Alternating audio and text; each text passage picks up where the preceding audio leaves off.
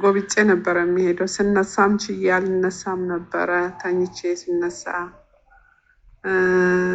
ቁጭ ብዬ ስነሳ ብዙ ሰዓት ጎንበስ ብዬ ሂጄ ነበር ወደ ላይ ቀና ምለው። እዛ ላይ ስኳር ቦርደር ላይ ነሽ ብሎኛል። ደምም እየወሰድኩ ነበረ።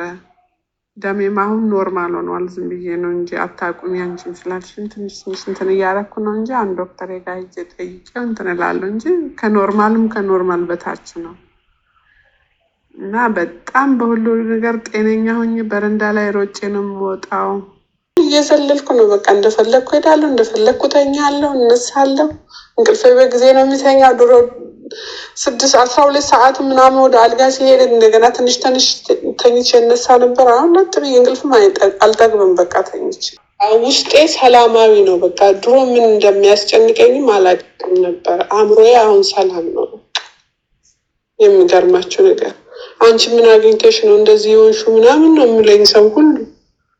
እንደተለወጥኩኝ እንደገና ተመልሼ ልጅ ሆንኩኝ። የ50 ዓመቷ ሴትዮዋ የ30 ዓመት ልጅ መስላለሁ አሁን። እና በጣም ተደስቻለሁ። እግዚአብሔር ቤትሽን፣ ትዳርሽን፣ ልጆችሽን ይባርክልሽ። ተባረኪ፣ ዘመንሽ ይባረክ። በደቂቃም በሰኮንድም ደውዬ እዚህ እንደዚህ ነው ስል መልሳልኝ ነው አንስታልኝ ነው። ሌሊት እንኳን ተሳስቼ አንድ ቀን ስልክ ብደወልብኝ ምን ሆነሽ ነው ምን ሆንሽ ብላ ነው ወዲያው የደወለችልኝ። ልጅ እንኳን እንደዚህ አይከታተልም። የራስ ሰው እንኳን እንደዚህ ምን ሆንሽ ብሎ ከእናንተ ጋር አይወርድም። እሷ ግን ሁሌ ከኛ ጋር ነች። ሰለቸኝ ደከመኝ አትልም። በእውቀቷ አልኮራችም። እንደዚህ አድርጌያለሁ በቃ እንደዚህ አድርጉ አላለችንም። እኛ በደቂቃ ይሄንን ላኪልኝ፣ እኔ እኮ እንደዚህም አልችልም፣ ይሄን መግዛት አልችልም፣ ይሄን ቴክስት አድርጊልኝ እላታለሁ። ይሄን ስትለኝ ቴክስት አድርጊልኝ እላታለሁ። ቴክስት አድርጋልኝ እንዴት እንደሚሰራ እንዴት እንደሚበላ ምን እንደሚገዛ ሁሉም ነገር አሳይታኝ ነው እንደ ልጅ። እግዚአብሔር ይባርክሽ። አሁንም በልጆችሽ አገኚ፣ ተባረኪ። እንዳላበዛባችሁ በጣም ደስ ብሎኛል። ተባረኪ። አንቺም ደግሞ ጎበዝ ነሽ። ቀላል አይደለም። ላይፍሽን በሙሉ ስትበይው የነበረውን ምግብ መተው ማለት በጣም ከባድ ነው። መብላት እኮ አይደለም በደቂቃ የምበላውን ምግብ ነው እኮ በቃ። ስትረስ ሁሉ ሲይዘኝ ፍሪጅ ውስጥ ከፍቼ ዝም ብዬ መብላት ነው። እና ብዙ ነገር ነበረ። ግን አሁን በቀደም ደግሞ ለወጥሽልኝ በቀን አንድ ቤ ከቻልሻሽን ትናንትና 3 ሰዓት የበላው ዛሬ 3 ሰዓት ነው የበላሁት። ምንም ነገር ራብ ሳይሰማ በዚህ በቃ ስራ ላይ አድሬ ትናንትና 3 ሰዓት የበላው ዛሬ 3 ሰዓት በላው ምሳዬ። ወንደርፉል። እንዴት በቃ ምንም ነገር ሳይሰማኝ በቃ ምንም ነገር አፌ ውስጥ ሳላስገባ ምንድነው ያልቻልኩት? ቡና ብቻ መተው አልቻልኩም። ቡና ምንም ችግር የለም።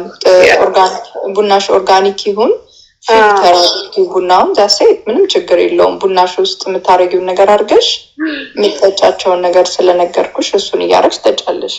ከዛ ውጪ በጤና ኢንጆይ ማድረግ ደስ ይላል። ጤና አይደለም እንዴት መሰለሽ የምተኛው ሶፋ ላይ በቃ ኢንጆይ አድርጌ እንዴት ደስ የሚለኝ በቃ አእምሮዬ ሁሉ ደስተኛ ነው። ያለውበት ነገር አውቀሽዋል። ደስተኛ አያስደርግም ግን እኔ ግን ደስተኛ ነኝ። አሁን ምንም ነገር አልጋፋውም። ከባድ ነው፣ የልጅ ጉዳይ ነው፣ ከባድ ነው። የምታልፍበት ነገር በጣም ከባድ ነው። በዛ ውስጥ ሆኖ ሰላም ማግኘት ነው የምትናገረው ነገር ስለማታውቁት ነው። እኔ እና እሷ በውስጥ አውርተናል።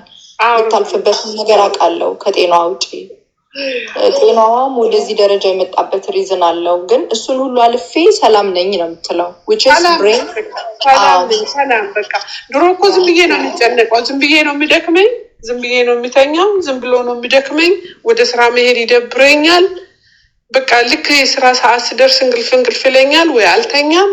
ያንን ቡና አጋታለሁ፣ ምግብ እበላለሁ። በቃ ሰውነቴ ሁሉ ጭነት ታውቂያለሽ ይጫጫነኝ። አሁን ግን የትም በቃ ቤት ቁጭ በይም አይለኝም።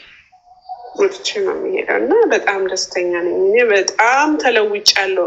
በተለይ የአእምሮ ሰላም ማግኘት። እኔ ምግቡ ይሁን ምን ሰላም እንደሚያሳጣንም አላውቅም ነበር።